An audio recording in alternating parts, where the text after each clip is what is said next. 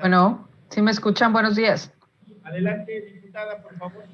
Muchas gracias, gracias por la invitación. Es un gusto para mí saludarles de punta a punta de nuestro país, desde acá de la ciudad de Hermosillo, Sonora, saludar hasta Quintana Roo, agradecer al diputado Luis Alegre por la invitación. Yo dividiría, como el tiempo es muy corto y puntual, dividiría mi participación en tres reflexiones. La primera es si esta es una mesa de soluciones.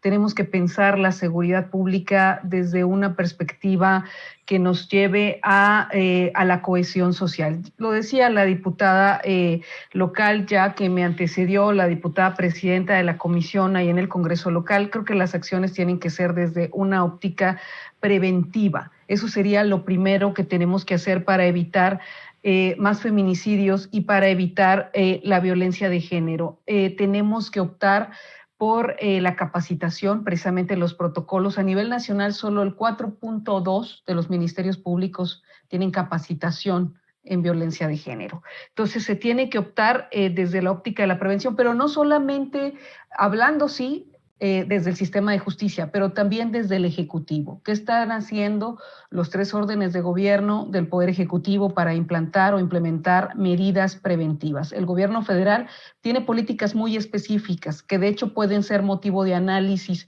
si se quiere, pero existen. Los gobiernos estatales, la verdad es que quedan bastante a deber hablando de medidas preventivas, y los gobiernos municipales suelen ser los más rebasados en este sentido. Entonces tendríamos que revisar qué medidas preventivas se están implementando y si están estas siendo efectivas como políticas públicas. Lo otro es la propia respuesta de las autoridades. Podemos hablar de corresponsabilidad social. Sin embargo, quienes estamos en esta mesa presencial o virtualmente somos quienes tenemos centralmente la obligación de dar soluciones desde la perspectiva de autoridades. La primera respuesta de una autoridad nunca puede ser la represión de las marchas.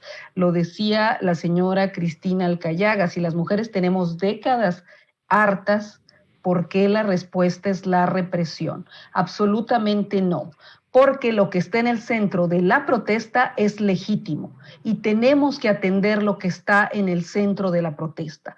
Los asesinatos de mujeres, las violencias contra las mujeres. Y en este mismo sentido de la reflexión, y en este mismo sentido del hartazgo, yo diría que tenemos que reflexionar como autoridades de los distintos ámbitos de manera urgente también en cómo la pandemia ha recrudecido estas violencias. No solamente las violencias de género, ojo, las más afectadas con el tema económico incluso van a ser las mujeres. Las que van a perder más sus empleos van a ser las mujeres. Entonces, cuando se reflexiona también en una política de atención, se tiene que pensar en ese ámbito. Las primeras que salen de las escuelas ante una crisis son las niñas. Entonces, tenemos que pensar esta pandemia también desde la óptica de la atención de género. Todo esto se viene recrudeciendo. Entonces, me parece a mí, y celebro esta mesa porque la primera responsabilidad es pensar como autoridades qué tenemos que hacer para otorgar soluciones y propuestas a la sociedad y entonces sí poder hablar de una corresponsabilidad. Me parece que hay que aumentar a la par los espacios de diálogo, las mesas de diálogo, los espacios de interacción. ¿Qué están pensando las mujeres jóvenes? Es evidente que hay una emergencia feminicida a nivel nacional y lo hemos puesto sobre la mesa en el Congreso de la Unión. Entonces, ¿qué están pensando las jóvenes? ¿Cómo atender estas violencias? ¿Cómo dar alternativas a la juventud en lo general? ¿Cómo dar alternativas a las mujeres, a las jefaturas de familias? Y entender que concluyo, que nos lleva a pensar la pandemia también en esta emergencia de salud económica y que recrudece la otra pandemia que hemos vivido por años las mujeres. Esas serían algunas ideas que me parece que hay que poner sobre la mesa para la reflexión y agradecer nuevamente a todas y a todos.